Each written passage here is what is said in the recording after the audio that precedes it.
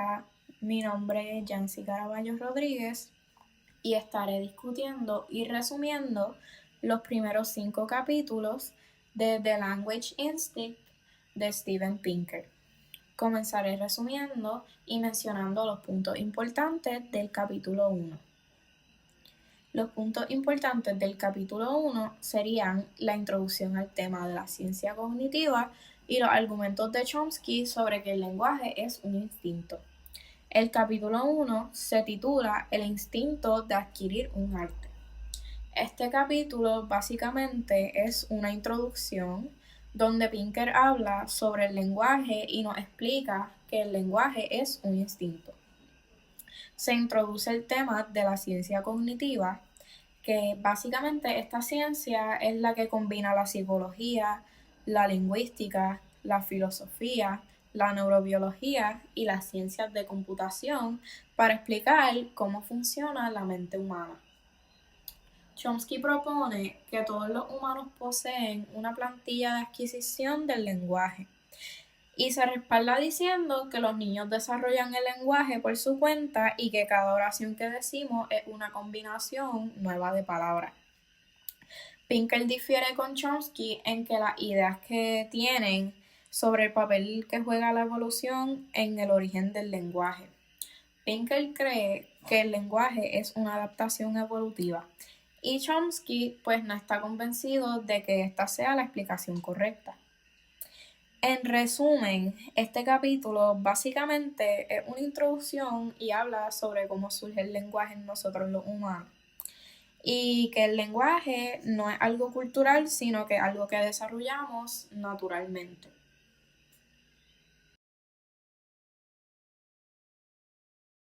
Ahora estaremos viendo y estaré resumiendo el capítulo 2, que se titula Charlatanes. Los puntos importantes de este capítulo son el pidgin, que es una lengua macarrónica, y el creol, que es el lenguaje nativo de una comunidad. Este capítulo comienza hablando sobre que todos los humanos tienen lenguaje. No hay una tribu que no tenga comunicación verbal. Este capítulo habla sobre el pidgin, que es una lengua macarrónica, como ya bien mencioné, y una lengua macarrónica lo que quiere decir es que es una lengua mixta o de 2 o más idiomas. El pidgin surgió en las plantaciones de tabaco, algodón, café y azúcar cuando las personas esclavizadas pues tenían una necesidad para comunicarse. El pidgin no tiene un vocabulario muy amplio. Del pidgin surge el creol, que básicamente es el lenguaje nativo de una comunidad. Es más complejo que el pidgin y tiene un vocabulario pues mucho más extenso. También en este capítulo se menciona que con el paso de los años aprender un idioma se hace más complicado. Y un ejemplo que se da dentro del libro es que cuando los niños sordos de padres oyentes no tienen acceso al lenguaje, se les dificulta adquirirlo. Ahora pasaré a discutir el capítulo 3, que se titula El Mentales en español. Los puntos importantes de este capítulo son la teoría de Sapir-Whorf, Steven Pinker en contra de la teoría de Sapir-Whorf y el mentales como concepto. Como bien dice el título, se explica lo que el mentales en este capítulo. Que básicamente es el lenguaje del pensamiento. También en este capítulo habla sobre la teoría de Sapir-Whorf, que dice que los pensamientos se determinan por las categorías disponibles en nuestro idioma. Y afirma que las diferencias entre idiomas provocan las diferencias en los pensamientos de los hablantes. Sapir-Whorf en su teoría cree que el lenguaje media el pensamiento.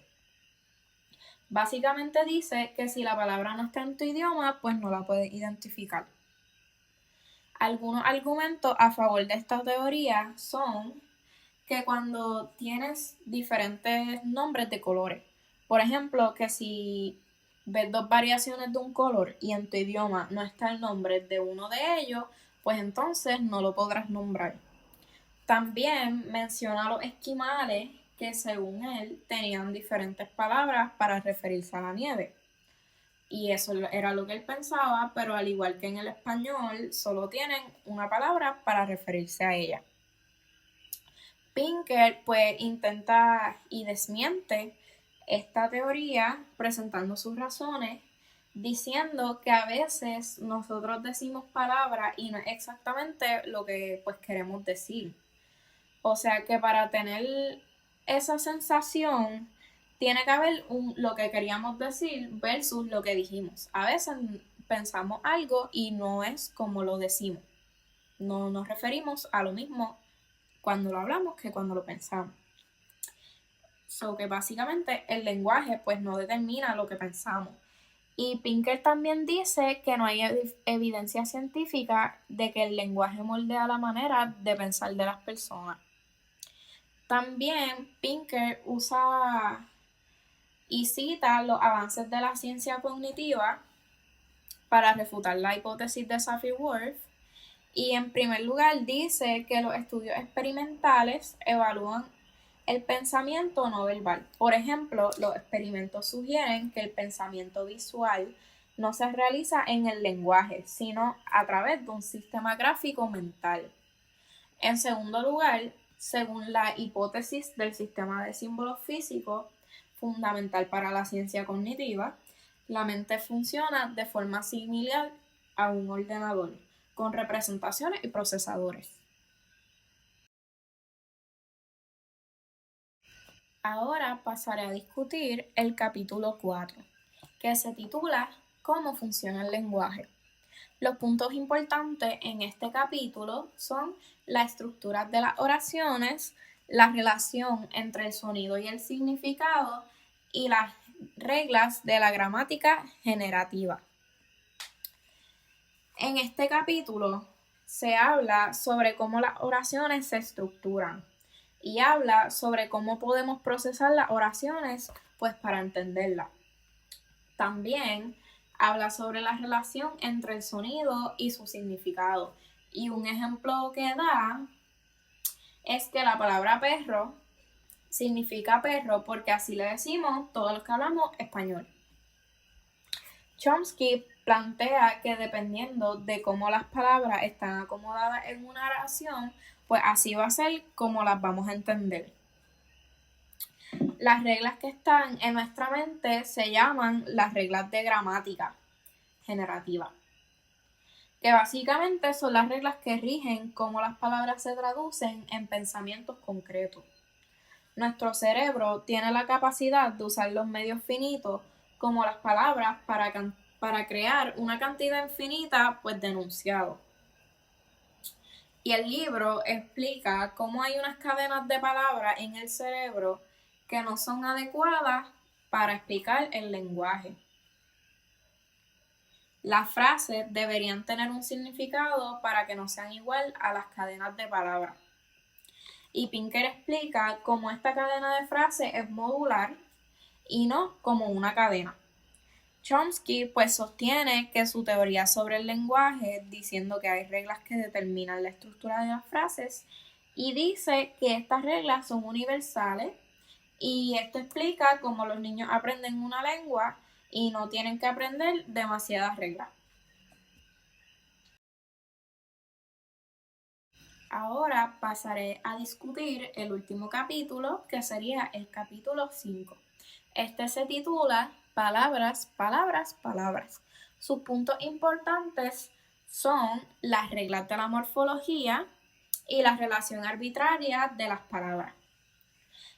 Que el capítulo 5 lo más que habla es pues sobre las palabras y habla de las reglas de la morfología y explica que la morfología es un sistema que se basa en unas reglas para formar y usar palabras. Se usa como ejemplo estas reglas en la formación de las palabras en el inconsciente de las personas, ya sean niños o adultos. En este ejemplo se apoya la idea de que el lenguaje es innato. El tamaño del vocabulario de las personas es finito y esto es por el potencial de construir palabras según las reglas de la morfología. En este capítulo también se habla sobre la relación arbitraria que tienen las palabras. Un ejemplo de esto es cuando los niños se confunden al decir tú y yo cuando se refieren a sí mismos. El mentalez vuelve a ser mencionado en este capítulo y se utiliza en un ejemplo donde asociamos una palabra con las cosas que están relacionadas a ella. Este fue mi resumen de los capítulos 1 al 5 de The Language Instinct y también los puntos importantes de estos mismos capítulos. Gracias por su atención.